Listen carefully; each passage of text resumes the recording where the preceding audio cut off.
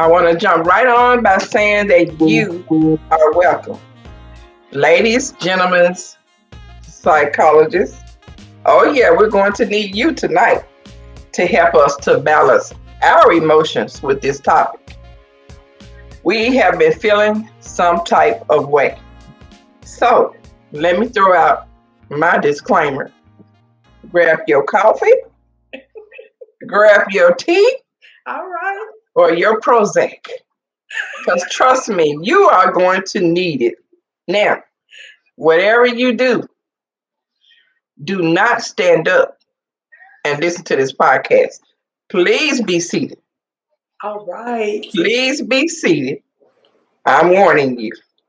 But before I go any further, let me introduce myself. I am Carolyn Leslie, your host for this advice segment that we just newly named as Only One Side. How many fingers? One. Only one side. We named it Only One Side because there's only one side to the story. All right. And we're going to allow you, the audience, to, put your flavor, put your spin on it. But let me introduce my co-host. This girl is bad. If you look up the word bad in the dictionary, you'll find her because she will write a letter up to God and get him to come to one of her events. Yes, she is the beautiful Mrs. Almedia Johnson. Yay! Hey, everybody. All right, is she beautiful? My next co-host is an analyzer. She will analyze anything. She'll analyze a conjunction. She will analyze that. She'll sit back and she'll play with that hair and she'll curl it. And next thing you know, she'll hop out on you. So she's getting ready.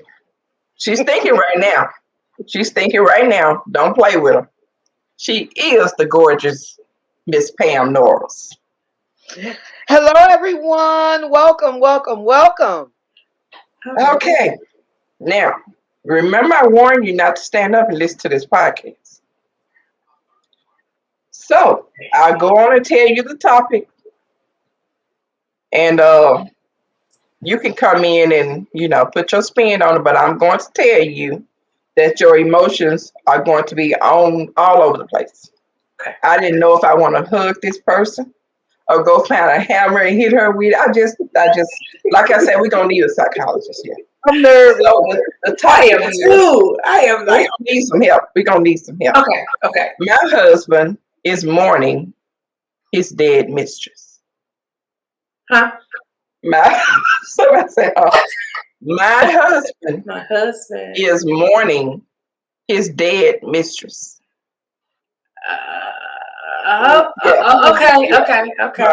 Okay. So, a few months ago, this woman was having an affair with my husband. She died suddenly from an accident. I found out about the affair only 2 days after her funeral. Oh, wow. I thought she was simply a coworker, and I was wondering why my husband was so disturbed and emotional. He quit his job saying it was too traumatic to go to work. She was in the early weeks, hear this, she was in the early weeks of pregnancy when she died. Wow. Mm-hmm. And my husband doesn't know whether he or her husband is the father. Oh, okay. Right. So on top of everything, he's also grieving for a baby, which may or may not have been his. I find it extremely difficult to be emotionally supportive when he wakes up at 3 a.m., crying and trembling. Yet I don't have the heart to yell at him like I want to. He says she's dead, so there's no reason for me to feel jealous or threatened. And he asks for my understanding as he grieves. We barely talked these last few weeks, but I don't know how to respond to my husband when he cries and says he misses her and he wishes she were here. Then also how much he loves me and that he never intended to leave me.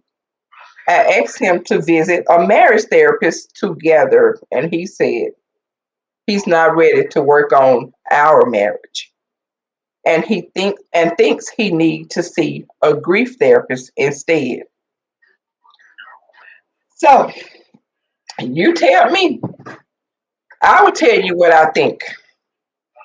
Because I see your wheels turning. I see your wheels turning. Woo! Right, exactly. So, do I need to give him time to mourn the loss of his mistress, or should I demand that he focus on our marriage? Now, when I first read this, 4 letters came to my mind. The first word that came to my mind began with the letter F and end with the letter L, with 2 O's in the middle. That was my first thought. Then I wanted to hug her. Then I wanted to beat her with the hammer and say, so I'm telling y'all, we're going to need a psychologist to help us out. Oh. You mourning your dead mistress. She ain't even alive no more. And you keep me up. But you don't want to work on our marriage. Y'all, come on, Almedia, hop on in and help us out. Ooh, I know. Is from the very first sentence, I had to wrap my mind around what you said because okay. Betrayal.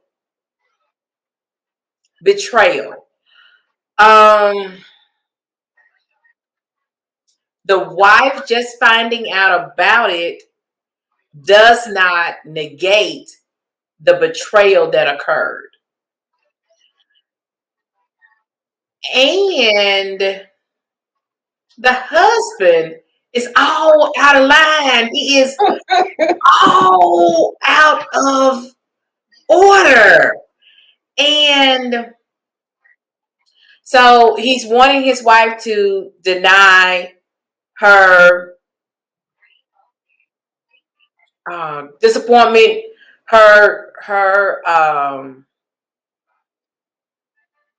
what's the word?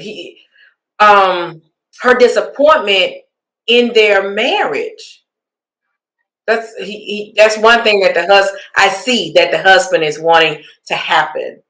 And selfishness. Oh my gosh. You waking up at 3 a.m. crying over a dead woman? Right. Really? That really invaded our marriage? Come on. And there's a child that may or may not have been yours. And I am your wife. I'm the one that stood at the altar. I'm the one that said yes when you asked the question, will you marry me? I'm the one that have forsaken all others to be with you through thick and thin. So what was the question? What are the 2 questions that the wife asked? She wants to know, should she give him time to mourn the loss of his dead mistress, or should she demand that he focus on their marriage? Okay, he doesn't get any more time. He has had enough time in the wrong spot, sugar pie. In the wrong spot. And at this point, if he does not, I don't even have an answer for the second part of the question. So I'm just going to say, he's out of time. And he has quit his job. He's going to have to get it together. He's going to have to get it together. Now, this is one side of the story. We don't have the full story. Right. So I got to think about this some more. Because if I even knew his name, I saw him. Come on here. We need to. So I'm going to pass the mic to my sister Pam. Because I'm just way out there. Right. Come on, Pam. Tell us what you think. I am thinking so many things. Right. Right now. I mean, my first initial reaction is pack your stuff, go to your mama's house, get you a hotel room or something. Quick. But you need to get up out of this house while you work on whatever it is that you're going through. Exactly. Go see your little grief counselor. Right. Go see your therapist. You can do all of that, but you're gonna do it on the other side of this door. Come on, I like that. Right. That's my initial reaction. Well, But at the same time, how was he responding in the marriage the whole time he was having an affair? Did you not know? Did you not see any signs that he was cheating? Were you just ignoring it and just going on about your business? Either he was still taking care of you and showing love and affection during this whole time, or you guys were just living two different lives. He gonna do his thing and you doing your thing and you don't know what's happening. Exactly. Right. And there again is why, like you say, we call this one side. There's just not enough details in what's going on. It's not. Now, the Christian in me would say, well. the Christian in me would say, regardless of the circumstances, he is grieving. And being in grief is not a good time to make permanent decisions. Exactly. And if you still felt the love from him, and that if you had never known this, that you guys would still continue on as a married couple, then maybe you should give him a chance once he works through his grief. But once again, I will say, he needs to work on his grief on the other side of the door. Come on. You can't work on your grief around me. You can't work on your grief and expect me to hug you and comfort you and love on you. Right. Like you said, Almedia, betrayal. You did the ultimate betrayal.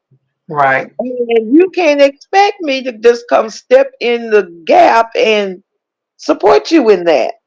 Girl, Pam, look, I just came up with a slogan. You're going to need to change your temporary location. Yes. Before I give you a permanent location.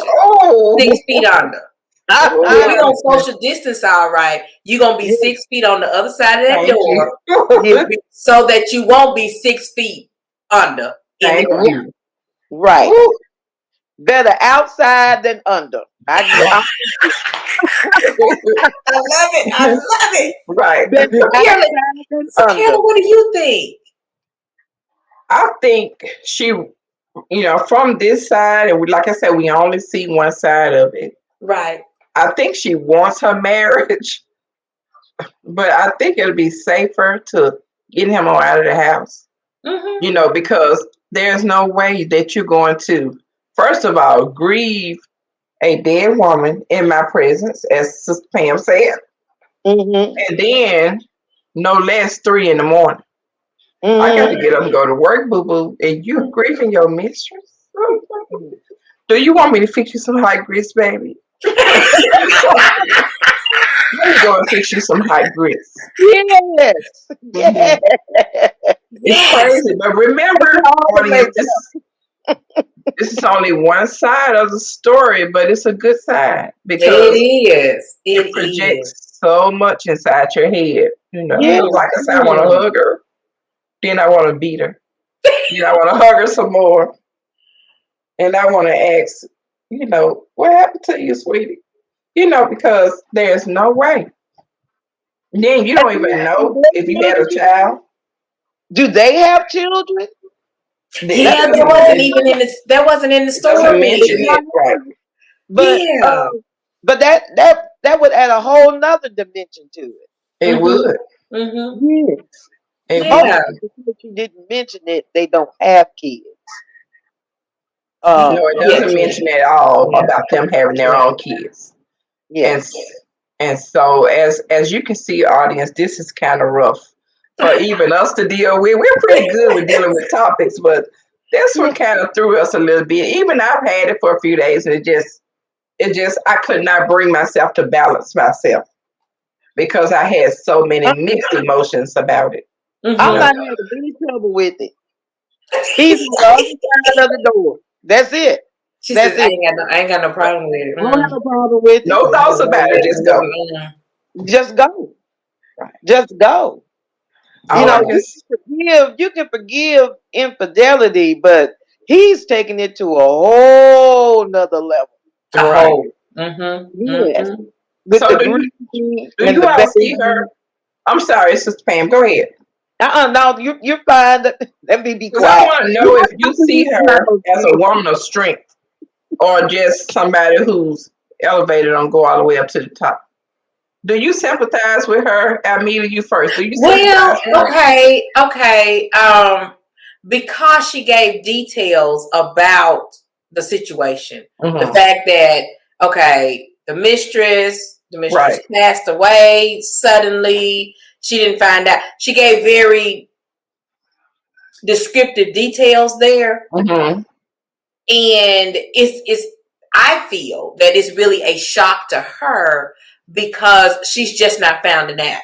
Just now finding out, and it's Mm-hmm. after the fact, and then there's a child involved that may be my husband's child, and so I kind of feel her kind of trying to find her way. So I do see her as a woman of strength because Okay. she is trying to figure out what do I need to do, what do I need to do. Okay. What about you, Pam? Do you see her as a woman of strength or I see her as a woman whose entire world has blown up and she doesn't know what to do. Um, I feel that she still loves her husband and that she wants to help him.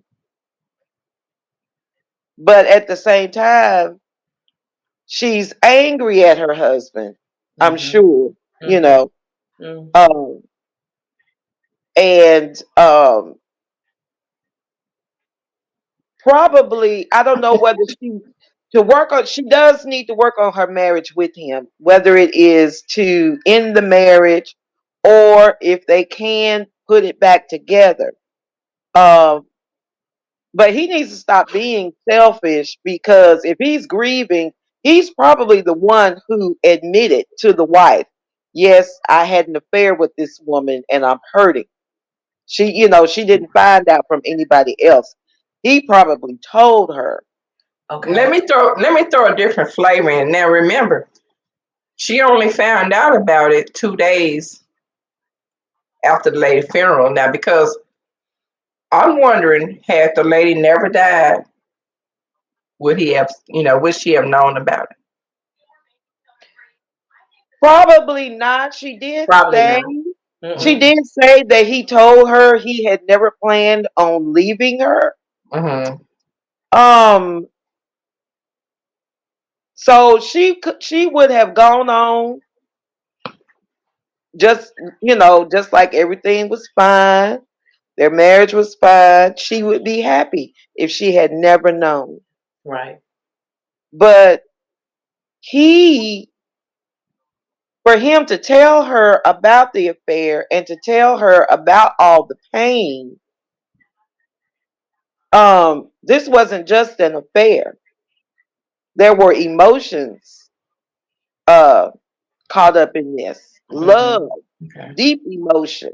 Mm-hmm. And How can you love me and love this other woman at the same time? Right. Exactly. Yep. Agree. I agree. I don't think she's nuts. Some people may, but I don't think she's nuts. I think she needs to work through what it is, what her ultimate decision is going to be. Mm. Hmm. Mm. Okay. Carol, you got us. I would say, Carol, you got us. You got us good. I'm telling you, it's such a, it puts your mind in such a tailspin because I did hear the emotional empathy because you are a married woman, Almedia. I heard your side. I heard Pam, like, I'm gonna stay right here on the equator. I'm gonna stay right here because I don't know if I want to help her out or just, so. Well, she just may not like my answer. cut.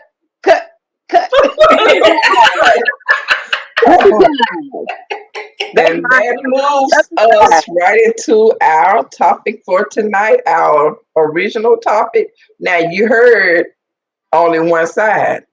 Now we have another topic to bring in, and that's you're invited.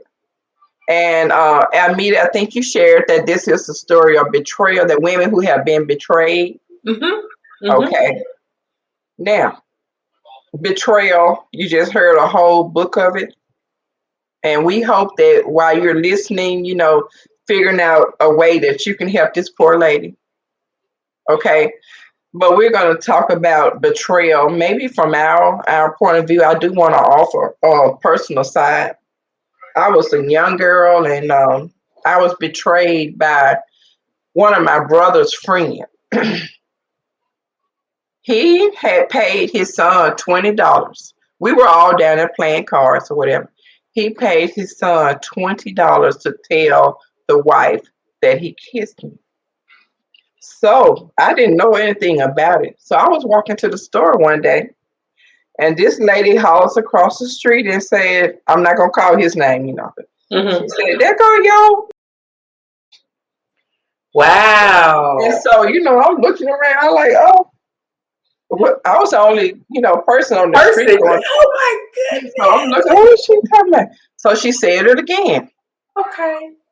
And so at that point, one of my brothers, who was always up there on the corner, he said, Sus, everything okay?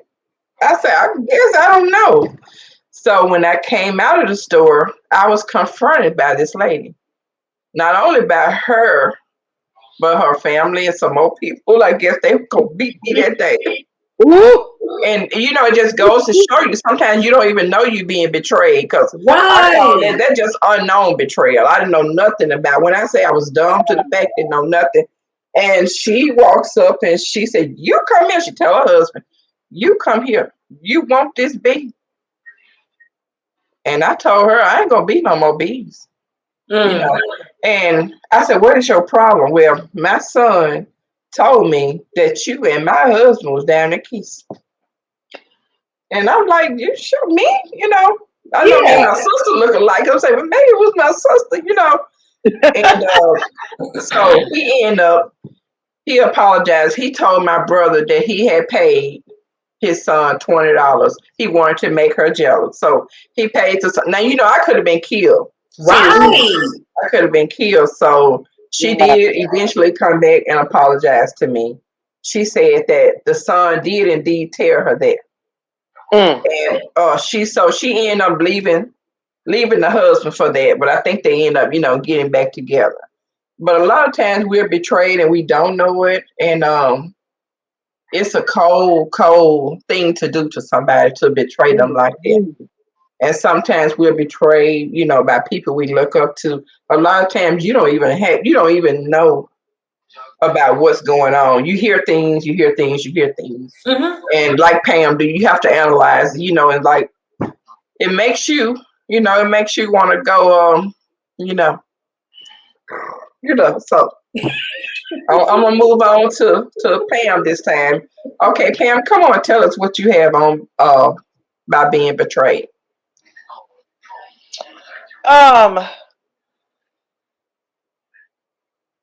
Betrayal. I'm still stuck on your story because I'm like, why did they choose you? Why couldn't it have just been, Mama, I don't know who that woman was. I saw Daddy kiss, Right. why did he pick you?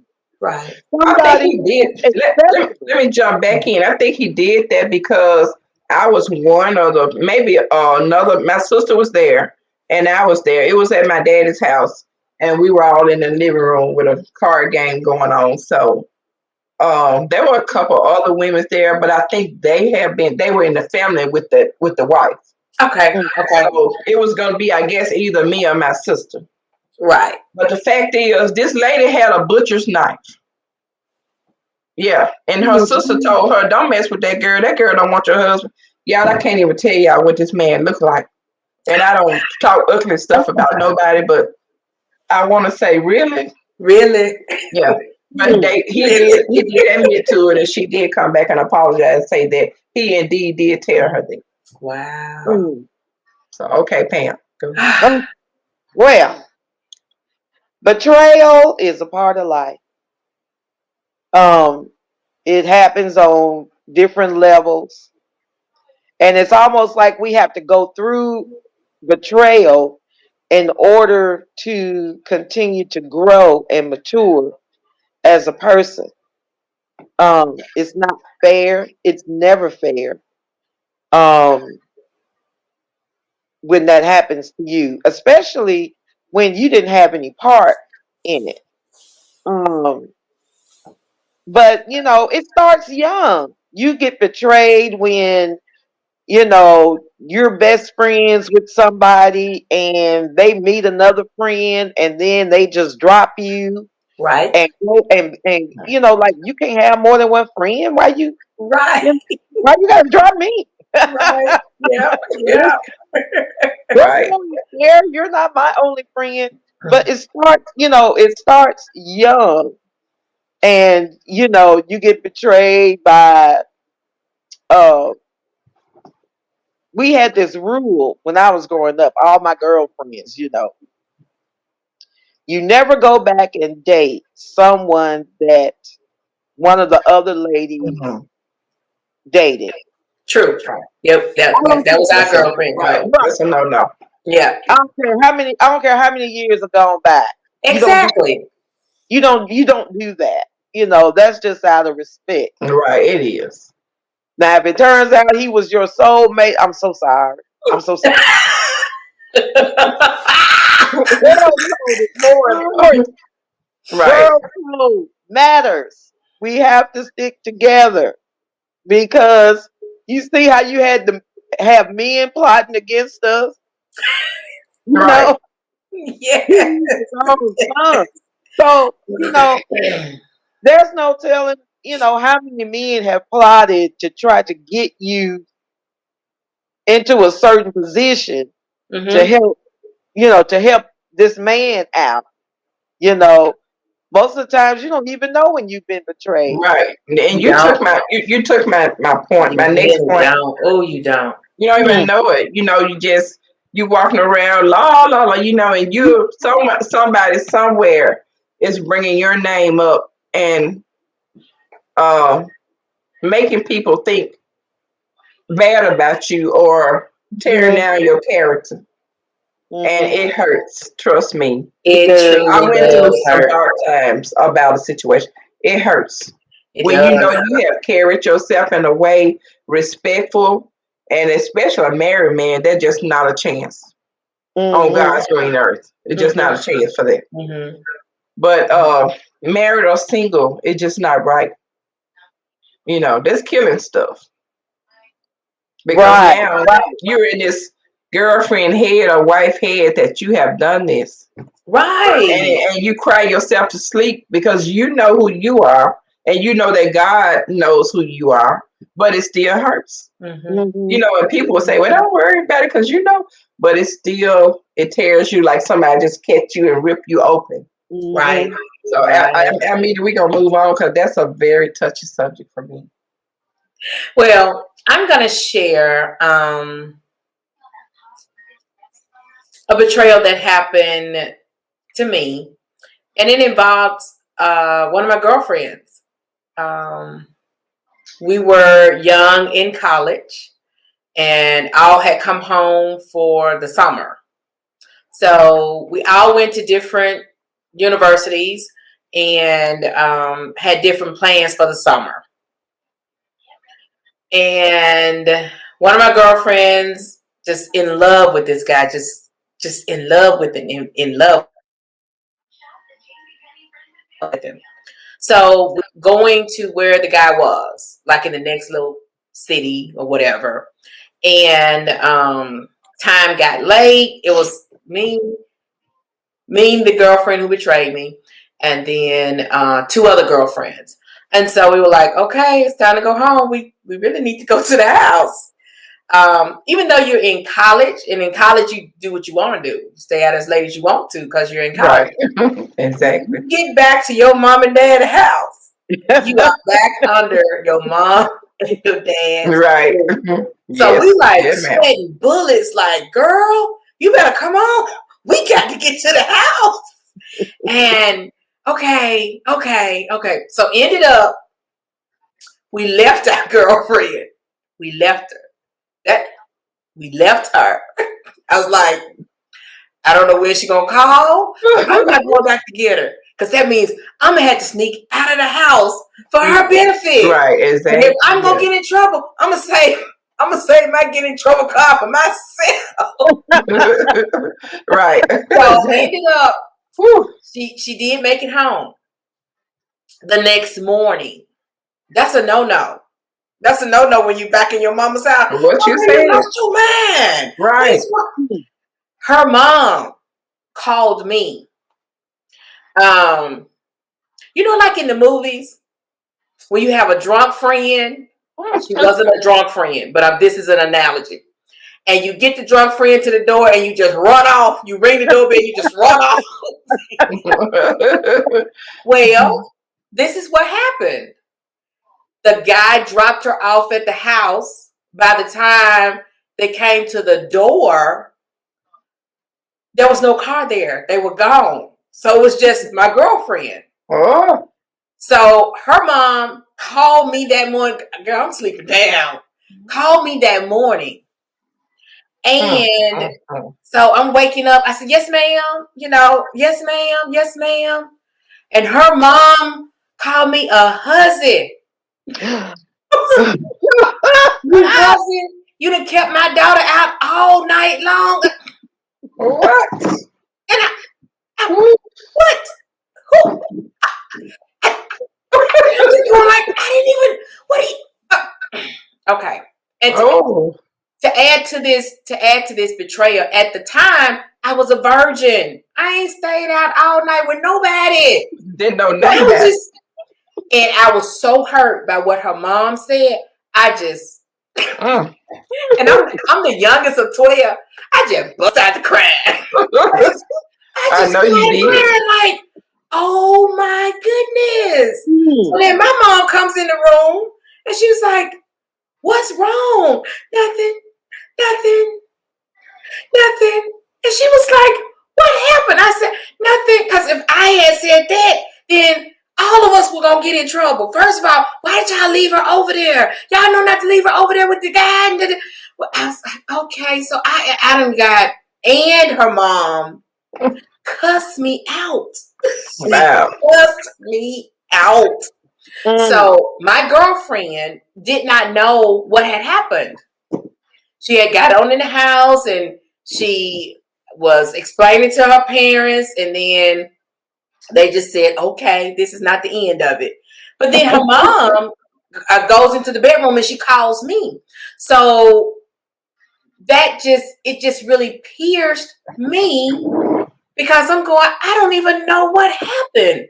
So a couple of days later, she was going to go to New York or somewhere for a summer program or something. And she called and said, we ain't even talked since the last time we saw each other.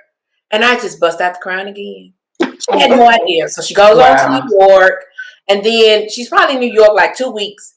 before I'm able to even tell her what happened. And she was like, oh my gosh, I did not know that happened. At the point that we talked about it, and I says, it's all your fault, and I'm not going to be your friend anymore because you shouldn't throw me under the bus like that. Because I didn't have you out all night and I didn't drop you off at home. Exactly, right. Fast forward, the summer came, the summer went. My mom talked to her dad because they worked together, and I wasn't budging. My friend wasn't budging. And it probably was a whole year. And this is a friend that I had been a friend to forever. It probably was a whole year before I even got to the point to even talk about how that affected me. And we are very good friends now. We do anything for each other. When she had her firstborn child, I was the only one that was coming down. She was away to college, and I was local for college, so I would come home more often during the week or whatever. Her mom would call me and say, "Can you please come get him?" And I would go get him. He'll calm down, and it's like that.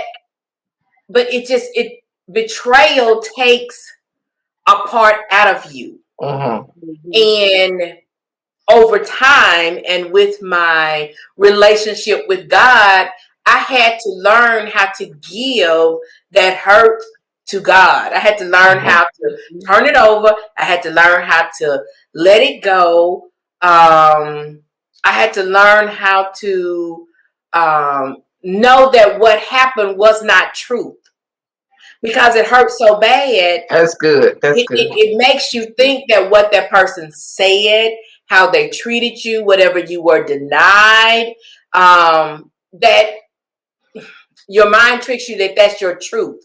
But that's not your truth. And a lot of times with betrayal, this is going to sound crazy, it has nothing to do with you. It's just that you are the person that the pain was inflicted upon, but it has nothing to do with you. Right. So it's unnecessary, just unnecessary affliction. It is unnecessary, and it is. I learned how to stand up for myself. The youngest of 12.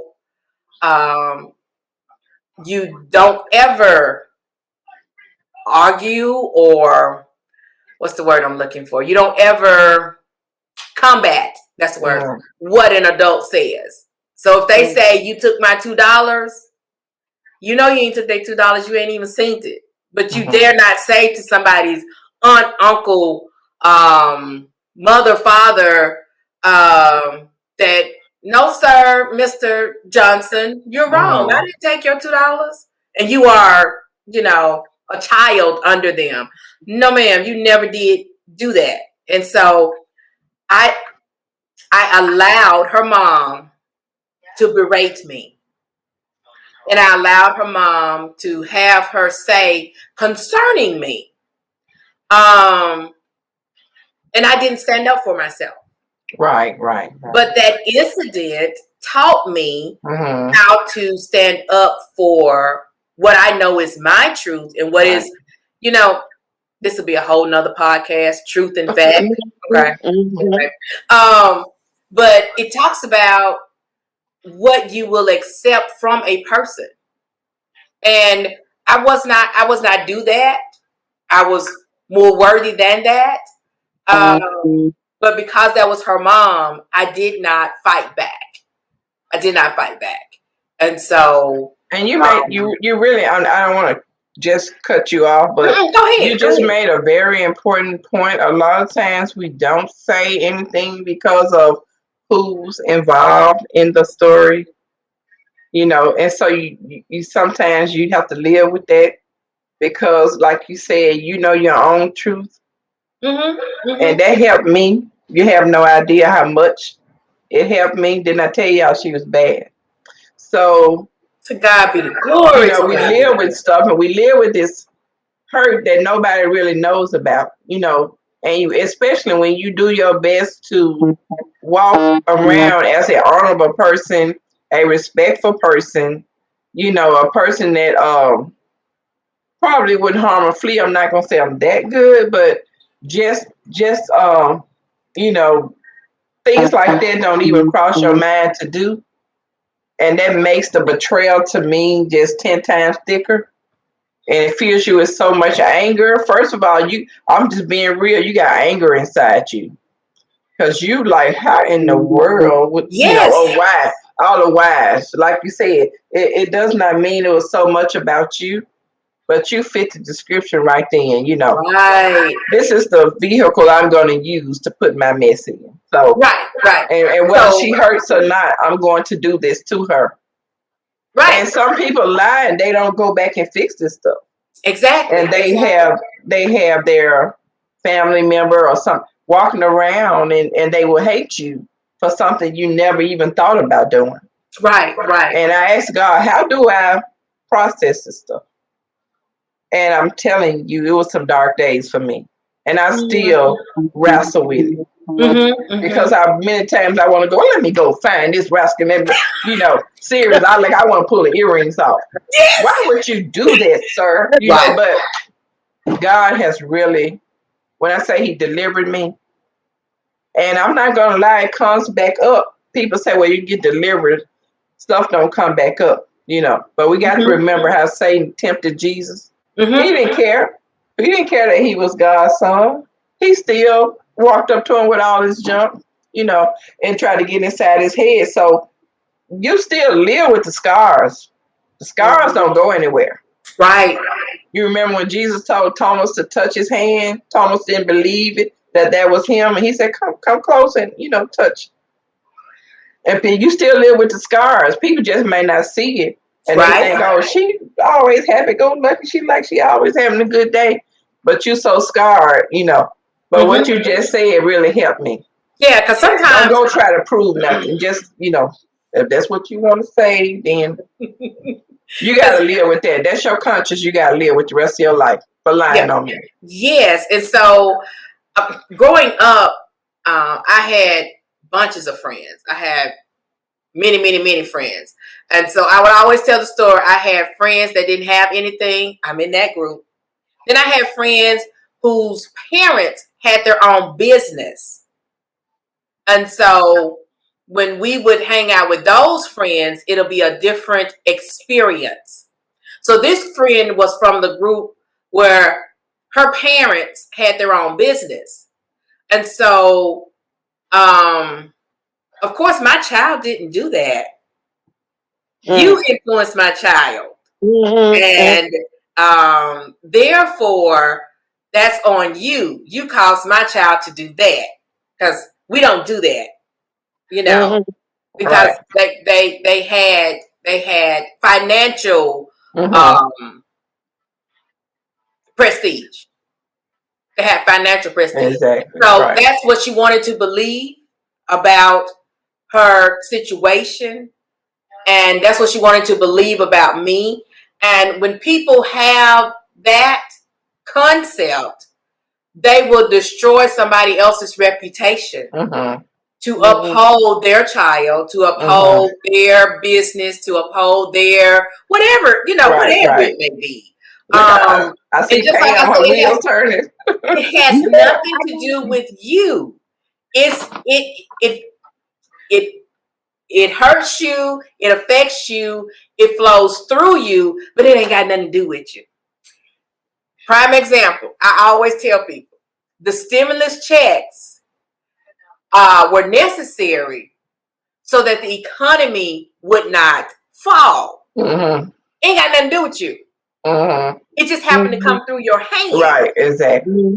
Stimulus. We had to stimulate the economy so we wouldn't get into a depression. They had to find a way to get the money moving again.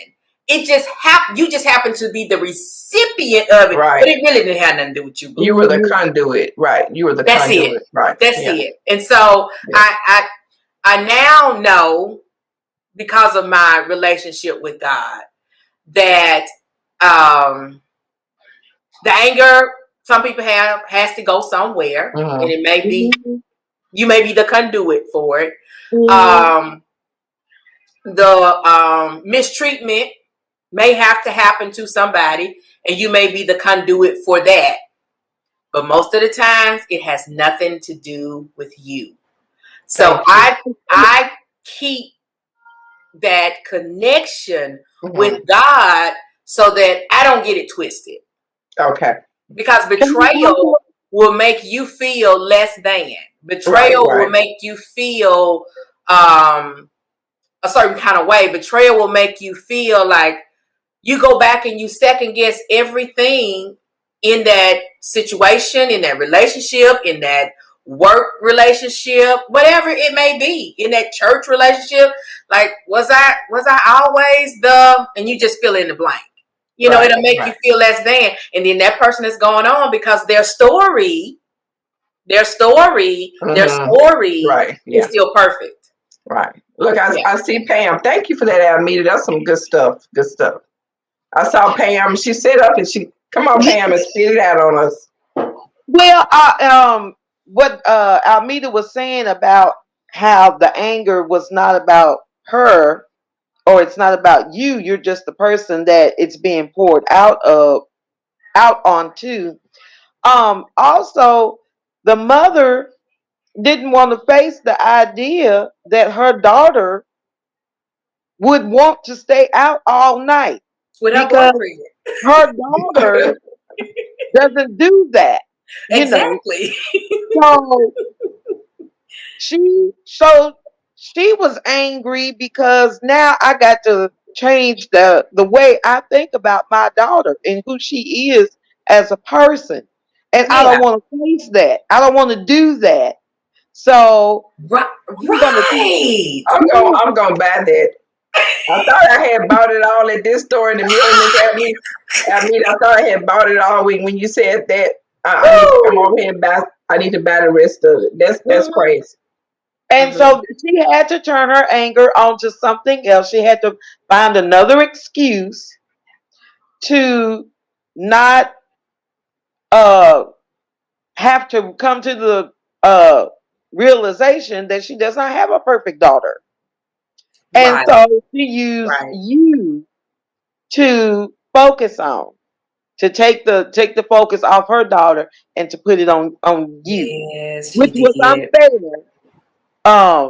But I'm sure they had some moments too after all of this happened. Because once that enters your head, even though she blamed you, it was still there in her head as a mother. And it's narcissistic to me. Narcissists create stuff.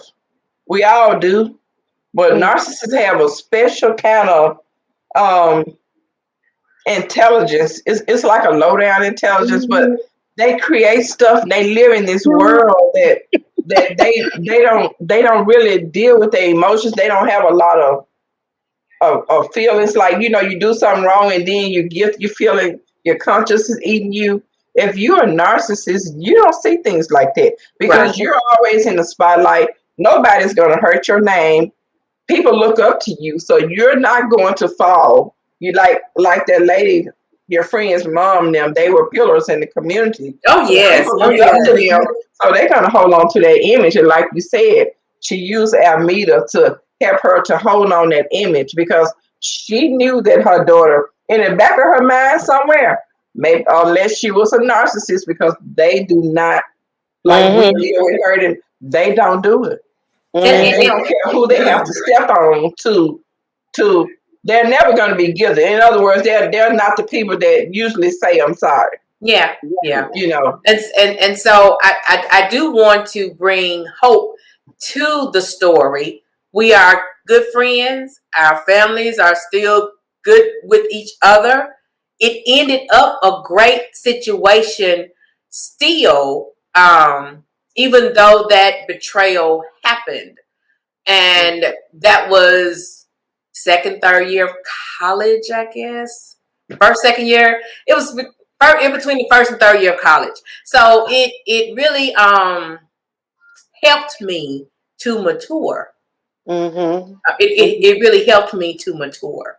So and it brings you back to the scripture that all things are working together for our good, even though they may hurt us and tear us down. But in the end, it comes back, and God gets the glory, because, like you said, all that ugly stuff, and God was shaping and making, and it turned out to be, and that's what God is about, restoration, and doesn't always mean that you have to go and reconnect with this person, kind of, sort of, but you can, in your heart, it's a heart posture. Forgiveness is a heart posture. And once you know in your heart that you have let it go, doesn't mean that the scars won't bother you from time to time, that you won't be angry, that you won't, still, but you have to cast it down. Because when the stuff come back up to me, I immediately start casting it down, because if I don't, it could easily pick me up and take me back to that place where I was destroyed, almost destroyed. Yes, almost. Thank you. Almost doesn't count, dude. Almost does not count, because I'm telling you, I was on my way to a grave just out of hurt and not understanding why this was done to me. Right. Right. So, yeah. I'm gonna be quiet, because you can see my whole countenance has changed. That's I didn't even want to talk on it because it's so emotional for me. I still live with some things, but I do believe that God has delivered me. Amen. From the hatred. Amen. Keep tearing it down, and it happens quicker and quicker every time you do it, until it'll be effortless. Yep. Thank you. Yep. And so this podcast is so important. If you are listening, there's so much that God has given us, Almedia, Pam, and myself. And you never know how God is going to bring you together with somebody to combat some of the problems. Because I'm telling you, people face this every day. Every day. And instead of them that don't know God, what are they going to do? They're going to get a gun and they're going to end it all. Because they don't know how to talk it out like we do. They don't know how to pray about it. Yeah. You have to talk about with somebody. We cover you, sisters, brothers. We cover you. We cover you. We cover you. Yes, yes. And I think one thing that's important about betrayal is to feel the feelings. The very first time you are betrayed, it puts you in a whole nother zone. And society wants you to be okay. Mentally, you should go through those emotions and those feelings so that you won't suppress them. So you can get them out so that you can feel them. Right. And I remember that summer, it was the saddest summer of my life. Because that's like, I'm so young. That's like the most traumatic thing that had happened to me. So it was. My mom would try to okay, what do you want me to cook for you? Because I love food. I'm fine. I'm okay. And I would be it was just a somber sadness about me. And my girlfriend apologized, and she wrote me letters, and it was just. But it's okay to feel what you feel. And sometimes at that time, I couldn't even express what I was feeling. And sometimes you don't have words for the pain. And then it's okay to get to the other side of that betrayal in a way that works for you. That there's no script, even though there are a lot of books out there that help, but everybody's experience and everybody's journey is different. So there's no, you do A, then you do B, then you do C, and by the time you get to J, you should be healed. Well, it depends on what it was. It depends on back around to C and go through that part of the process over again. Mm-hmm. Mm-hmm. You know, it's like you said, it's not a straight line to heal. Exactly. Everybody is different. Everybody good. is different. Everybody is different. And then allow what God allows in the healing process through who He allows. Mm-hmm. And it may not be who you think can help you through these things. Because we don't always share what we've been through. Right. But and some things you can't share. And some you know things what I'm saying? So you have to internalize it in a way, not so much as suppress it, but you have to have what's the word I want to say? Anonymity about, because you can't release it in the atmosphere like that. So you have to figure out a way to compartmentalize all of it. Right. And then still let God do what He does. Yes, release it to God. If you can't release it to a human being, release it to God anyway. If you don't have nobody else in your life, you always have God. Just take it to Him, and He'll help you through it. He'll bring you through. He definitely will. He will. And I know this sounds cliche, and I know you those that are listening probably like, how does that work? Just like I'm talking to these two girlfriends of mine, and you guys have tuned in. It's just as simple as that. It's a conversation. It's a conversation. A lot of days I start with, this is your girl. And that's how I start sometimes. Right. And in the course of that talk, that goes from talking to praise to prayer to gratitude, and then my posture changes, and it is just, I'm not burdened when I finish talking to my God. I'm not. And I think that's the best part about it, because I do know for a fact, like when I do get up off my knees, I do feel like the heaviness in my shoulder kind of just, it kind of flattens on out, and then I'm good for another few days, and then I go to work sometime. I go here or there in my normal day-to-day, routine, and I pick up some more stress, and then I go before Him. You all know what I'm saying. Then it'll flatten out, and He gets you back right. And so it's okay, for our listeners to know that if you can't, like Sister Pam said, if you can't talk to your sister, your brother, your pastors, or a friend or a supervisor, or some trusted adult, then you have to really release it to God and let Him.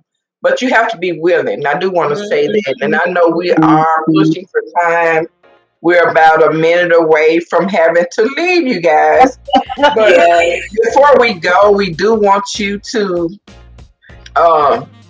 be in prayer and think about this lady who's going through with her husband, because there has to be an awful fix to be with somebody that he was so fixated on this woman that it's so bad that it comes out in him over in the middle of the night, even a baby that he don't even know whether it's his.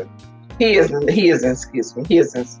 So I'm wondering, do they have children, because he's grieving so hard about this baby too. So I'm wondering, like, did he think this may be his last shot at having a child? So we hope that you have gotten a lot out of tonight. This was very emotional for me, and I believe it was in some form or another. Almedia shared that deep story. I'm telling you that you see people, you have no idea what they've gone through. And thank you, Pam, because you all gave me some stuff that, believe it or not, I needed to hear. And I didn't know when God will bring closure to that, but I feel like tonight I have closure with it. I do, honestly. I don't even play about that. I do believe that I do have closure. And when our producer Reggie gets these topics, I believe that God is working through him, because they all seem to sync. And so with that being said, we're going to say good night to you. We have about maybe 15 seconds. And so we thank you for being with us. This is still CPA. It's only one side. It's only one side. And we will continue to bring these stories to you. And we pray, that God will move through this podcast. Amen. To bring you some closure. Thank you for watching us. Thank you. Bye. See you next time. See you next time.